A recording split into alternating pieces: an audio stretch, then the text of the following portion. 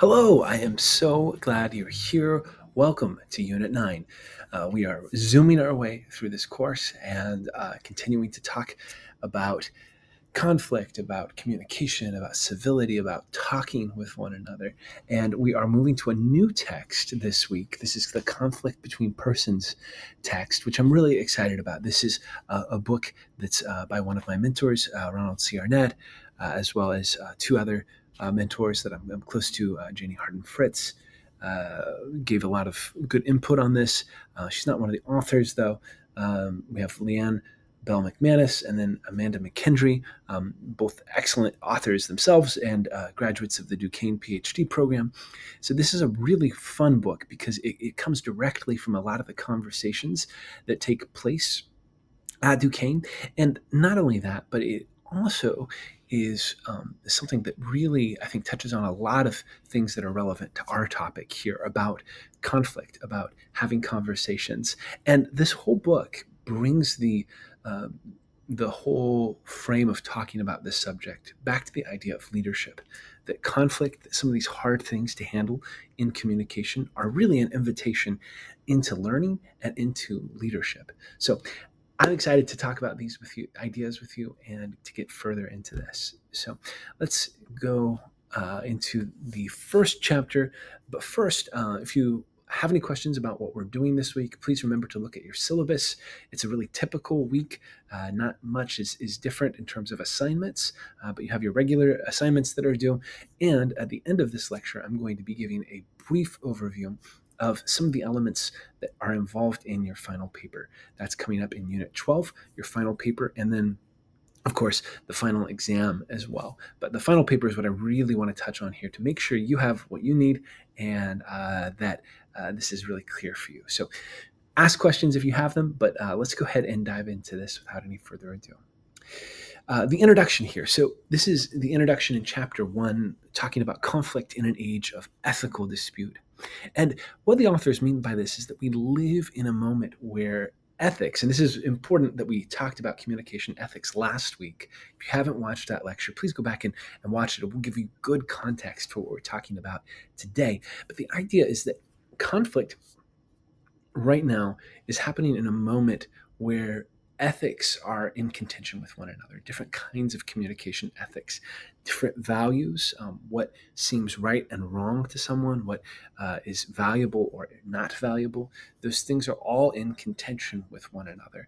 And so we can be, uh, you know, part of what brings us into conflict with one another is the fact that we are operating from these different communication ethics, right? These different backgrounds where we don't understand one another. We're not even sometimes speaking the same language. We might be speaking the same literal language, but not uh, in terms of values or in terms of background communication.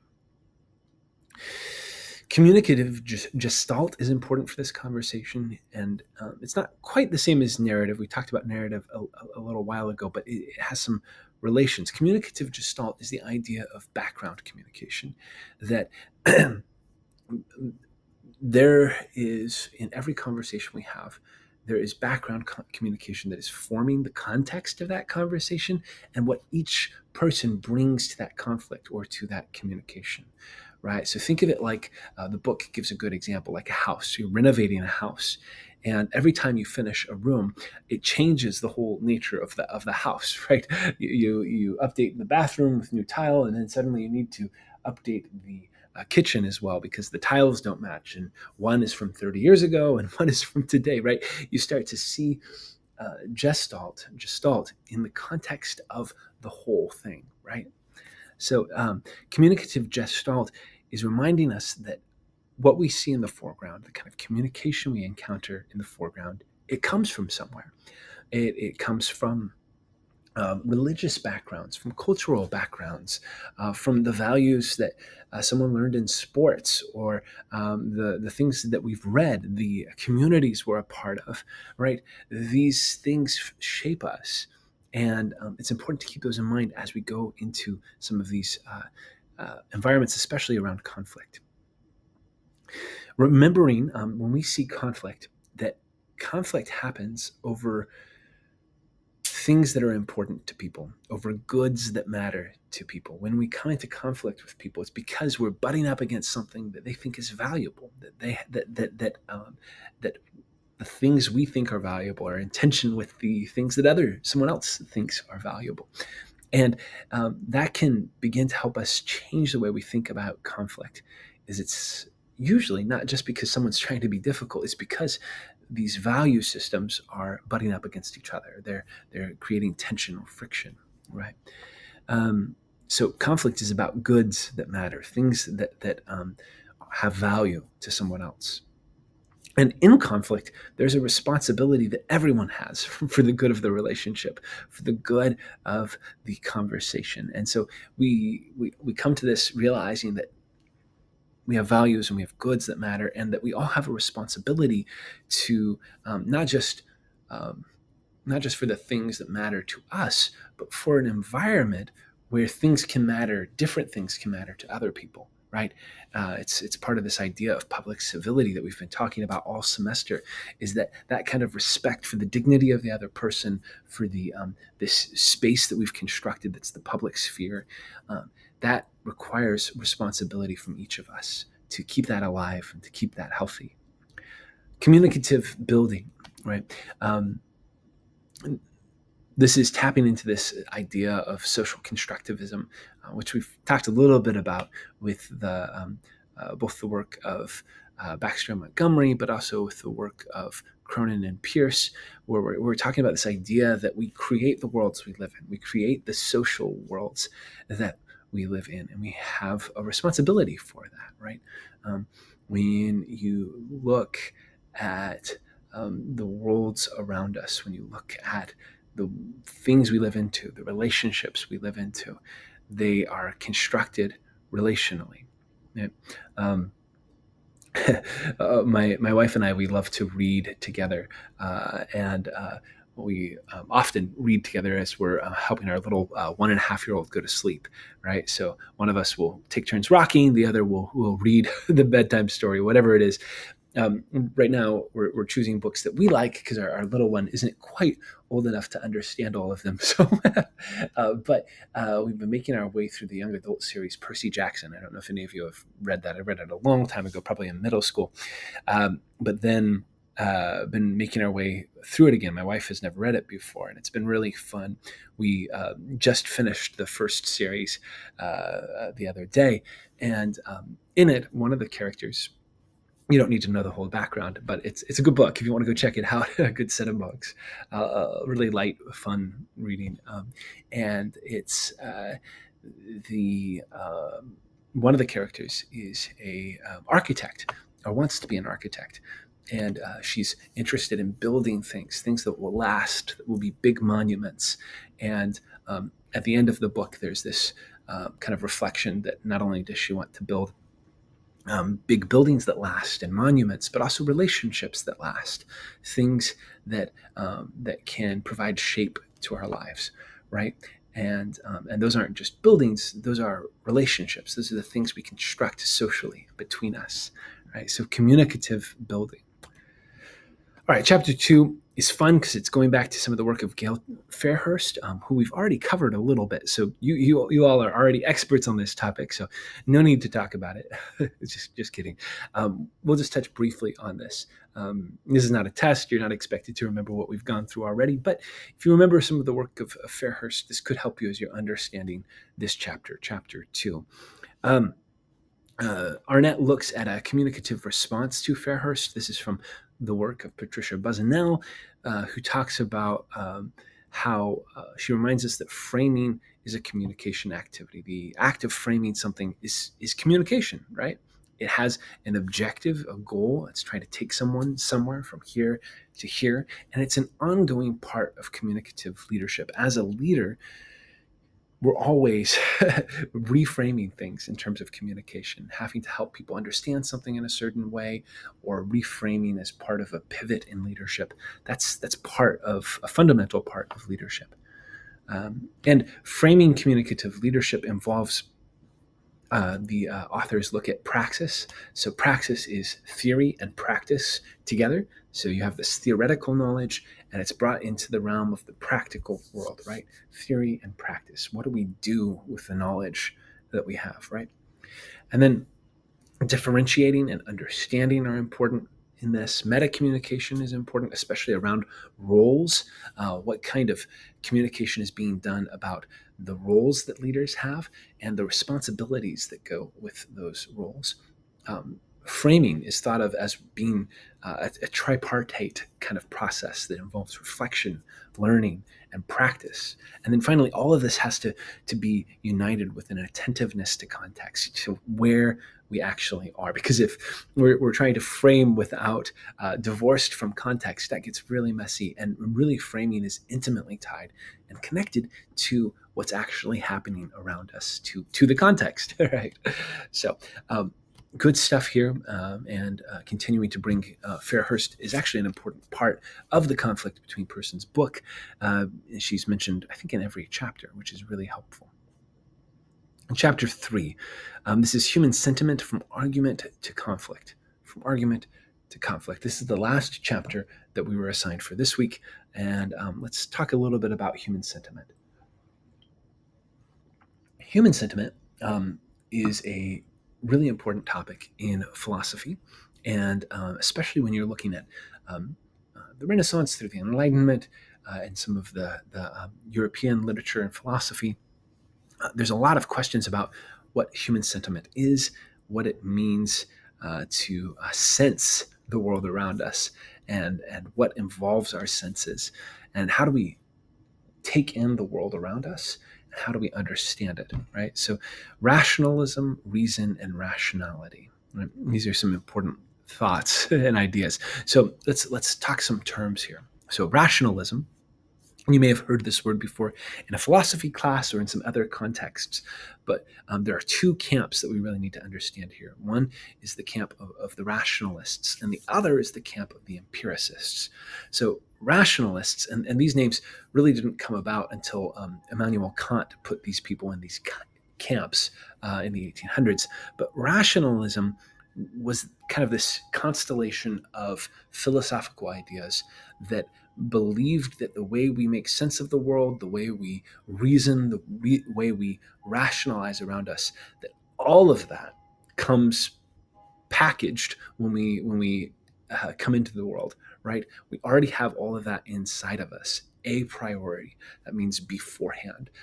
So rationalism believes that all the categories for reasoning are predetermined inside of us. And our task is to kind of declutter things so that we get to these categories, these rational categories for understanding the world, and that the person comes out fully formed in terms of our intellect and our inside world. Those things are a priori, and that's rationalism. And you have a whole host of ideas that kind of go along with rationalism of how we see the world. Empiricism was the counter to that, and that's the idea that humans enter the world tabula rasa, which would be as a blank tablet or a blank slate. We don't have these predetermined categories that define our rationality. Instead, they're created socially as we interact with the world, with our parents, with the people around us, teachers, friends. All of that writes on us and kind of imprints the way that we see the world from interactions with other people, right? Rationalism and empiricism, important concepts. Max Weber, an important German philosophical and theorist, is looking at four categories of rationality. So practical rationality, theoretical rationality, substantive rationality, and formal rationality. And these are four ways that have really influenced the way that the modern person thinks. So we have practical rationality, which has to do with everyday life. What am I going to wear? What am I going to do today? Planning out my day, those kinds of things. Theoretical rationality, which has to do with precision and abstraction, being able to think through philosophical concepts or ideas. Substantive, which has to do with values, How do I feel about this? Is this right or wrong? Those kinds of things. And then formal has to do with rules and laws. Am I following these outside kind of structures uh, and rationalities? Another really helpful frame for rationality is the idea of narrative rationality. Narrative rationality takes a different kind of bent towards human rationality, and it's actually got some overlap with empiricism. It's not really in the same debate as empiricism versus rationality, but it is an empirical kind of rationality that says, well, the way that we primarily make sense of the world is through story, by telling ourselves stories about who we are and about how we um, operate in the world, what other people think of us. All of these things are developed as we tell stories about the world. Right? Conflict in human sentiment. So, a conflict, it involves all of our senses, all of the ways that we take in input and data from the world. Conflict engages all of those, right? And there are different definitions of what conflict is. Two that are mentioned, especially in the book, are that conflict arises from limited resources, right? When there aren't enough cookies to go around, or there isn't enough housing to go around, or there isn't enough of this or that. That's when you start to get conflict, right? Is from limited resources. Another kind of conflict is talked about by Pearson Littlejohn, which is that conflict comes along within incommensurate grammars, which I really like this definition because it's saying that conflict, not only is it from limited resources, they're not necessarily refuting that, but especially this kind of ethical conflict, this uh, other kind of conflict. It comes not necessarily from limited resources, but because we can't speak the same language in terms of ethics and morality. We don't come from the same background. We don't have anything in common to share and to communicate. So when you say this, I hear something totally different. I don't hear what you're saying because the words that you're saying mean something different to me, right? Have you ever had that with someone where you had these incommensurate grammars and they couldn't make sense with each other, right? I've definitely had that where I'm trying to communicate something and I'm talking with someone and it seems like we're just missing each other. And sometimes that can be why, right? Um, for the authors, these three chapters are really pointing us towards this idea that conflict, it begins with difference. It begins with these ways that we don't understand each other, and it is an invitation into learning, much like communication ethics. Uh, Conflict is bringing us into this place of understanding these conflicting communication ethics that we're caught up in, and then being able to see that as an invitation to learning from one another. And really importantly for this book, perhaps, is it's an invitation into leadership, to doing the hard work of reframing um, conflict, to reframing communication in moments of conflict. And that is an act of leadership. And for the authors, that's something we each have responsibility for as citizens of the public sphere, as friends, as neighbors, as family members, right? So, hope this helps, and I'm looking forward to your thoughts on the topic in our discussion boards. Okay, now I would like to talk a little bit about our final paper with a little bit of time we have remaining. Your final paper, again, is due at the end of Unit 12, the end of the course. And I welcome you. If you have questions as you go along, you're welcome to turn in a rough draft or ask me anything that you have as you're trying to create this, because this is a big lift and it's a significant part of your grade. So for the final paper, each student is going to write an individual final paper that considers a historical or current event that deals with challenging conversations, right? So you're writing a paper about a real life thing that's happened, event, a story. It's going to involve research. This is a research paper, and you should be thinking of a research question. And a research question is not necessarily very complicated. It really has to do with like, this is what I'm curious about. This is why I think it relates to what we're talking about in the course or our course material, and this is what I want to learn, right?